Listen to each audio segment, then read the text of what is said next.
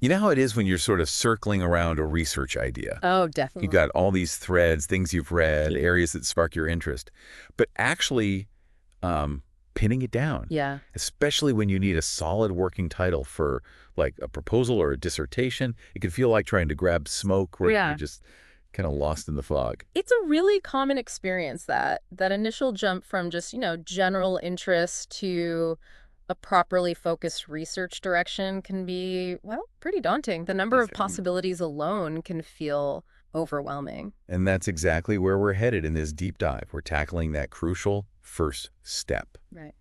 How do you nail a strong working title?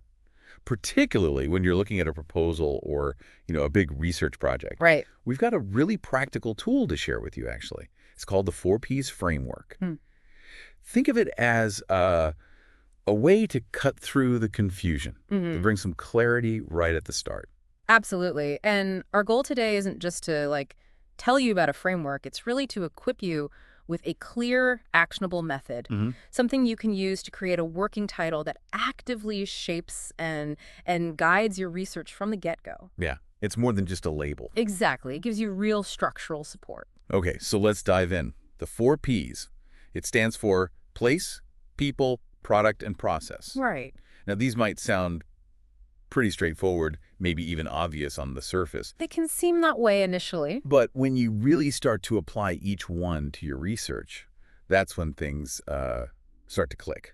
So place is all about the context. Where it's happening. Yeah, the specific location, the environment, maybe the particular industry or sector you're looking at. And thinking about the where immediately grounds your research, doesn't Is it? how Like, are you looking at urban planning in, say, Manchester, or the impact of AI in small tech firms? That specificity, it helps define the boundaries. right, it puts fences around it. Huh. Okay, then we've got people. The who. Yeah, who's your research centered on? Who's involved? Who are you studying? Or maybe who's affected by the issue you're looking at? Could be the participants, maybe patients in a study. Or like the group who will benefit from your findings, like, I don't know, teachers or small business owners. And considering the who really brings a sense of purpose, I think. It helps you focus on the individuals or the communities whose experiences you're trying to understand or maybe influence. Definitely. Yeah. Okay, next up, product. Now, this isn't, something you're going to sell. No, not a physical thing necessarily. Right. In research terms, it refers to what your research actually aims to produce. The output. Exactly. Will you be developing, say, a new framework? Or maybe creating some best practice guidelines? Building a theoretical model? Or maybe doing an analysis that gives new insights? It's the contribution, really. What will you have at the end? That's a key part, actually defining the product. It helps you articulate the potential value, the impact of your research. Yeah, What new understanding or maybe what new tool will exist because of what you did? It forces you to think about that outcome, tangible or not. good point. And finally, process.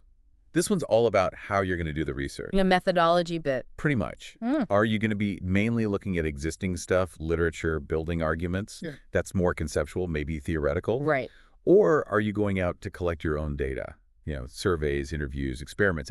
That's empirical research. And that could be qualitative, quantitative. Or a mix of both, yeah. Understanding your process is, well, it's fundamental. It dictates your whole approach, doesn't it? Absolutely. It clarifies how you'll answer your research questions and helps everyone, you and your supervisor, figure out if it's feasible and, rigorous enough. Now, this 4Ps thing, it isn't something I just read in the book. It actually came out of a pretty vivid moment during my own master's degree. Oh, yeah. Personal experience. Totally. Yeah. I confidently presented my first idea for a thesis title. Ready for this? Yeah. A study on supply chain in the clothing industry. Okay. Ambitious. Covers a lot of ground. Right. Very broad. My supervisor, who was brilliant, just asked these really direct questions. Okay, he said, where exactly in the clothing industry? Which part of the supply chain? Who are you looking at? What specific product or output are you aiming for here? And what process, what kind of research are you planning? Ah, the crucial questions. Honestly, I felt a bit, deflated at first, but then total aha moment. I can imagine. Those questions basically became the 4Ps. It just clicked. That really shows how practical challenges, that need for specifics, can actually spark useful tools. It wasn't some abstract theory. It was born from needing clarity. Exactly. So I went back, used those questions as a guide, and totally reworked my title. It became A Supply Chain Analysis of Small and Medium-Scale Clothing Industries Based in the Northwest UK. Now that tells a story. Much clearer. Instantly. Suddenly, my research had an anchor, a direction. And it's so much more informative. We immediately know sector clothing, scale, SMEs, geography, Northwest UK, and the general approach, supply chain analysis. It's a snapshot. It was. Uh, And that's really why I'm so keen on this framework. It helps tell the story of your research right from the start, Mhm. gives it direction, hints at what it might contribute. Yeah. When students I work with feel stuck, honestly, working through these 4 questions is often the key that unlocks things. Well, let's get into some of those examples then. Seeing it in action really brings home the value of the 4Ps, I think. Absolutely. Yeah. Let's start with Zara. She was doing her MSc in digital marketing, really interested in greenwashing. Oh, yeah, big topic. Huge. Companies making themselves look more environmentally friendly than they are. Great interest, but definitely not a focused research project yet. Right. So how did the 4Ps help her narrow that down? Okay, so we look at each P, Yeah. the place. She decided on the UK fashion industry, Okay, specific sector. the people, Gen Z consumers, a group known for caring about sustainability. Nice. Makes sense. Relevant demographic. The product she envisioned, a set of ethical marketing guidelines, something practical to help combat greenwashing. Ah, so a tangible output. Yeah. And her process. She planned an empirical study, surveys, and analysis looking at Gen Z perceptions. So by hitting each of those points systematically, place, people, product, process, a much clearer, much more manageable project started to emerge. Exactly. And Zara's resulting working title was Developing Ethical Influencer Marketing Guidelines, an empirical study of Gen Z perceptions in the UK fashion industry. Wow. Yeah, you can immediately see how much more targeted that is. More researchable than just greenwashing. It's a massive difference, isn't it? Huge. Yeah. The revised title clearly lays out the scope, the audience, the intended outcome, the methodology. It provides such a stronger foundation for her research questions, her study design, everything. It really did. And that's a pattern we see again and again. Once that title has clarity, honestly, the next steps just seem to flow much more easily. Okay, so give us another one. All right, let's look at Raj. He was an MSc student in procurement, logistics, and supply chain management. He came to me interested in supplier relationships in supply chain. Sound familiar? Yes, very familiar. A classic broad starting point in that field. The challenge is always getting specific. Exactly. So I asked him those key questions, the 4P questions, basically. Where specifically? Which organizations? What aspect of supplier relationships? What kind of outcome or focus? Drilling down. Yeah. So for Raj, the place became UK logistics companies. Okay. The people he decided to focus on were small, medium enterprises, SMEs. Right. Specific size of business. The product wasn't so much a physical thing, but more an examination of their practices, Yeah. their supplier relationship management practices. I see. An analysis of current methods. And the process he was thinking about, exploring how digital tools could potentially improve collaboration in those relationships. Ah, okay.